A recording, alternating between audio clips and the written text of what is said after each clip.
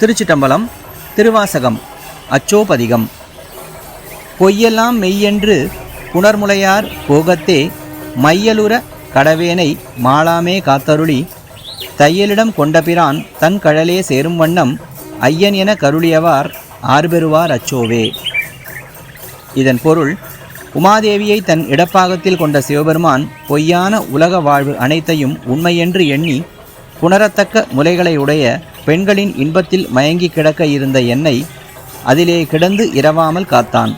தன் திருவடிகளேயே யான் அடையும்படி எனக்கு அருள் புரிந்தான்.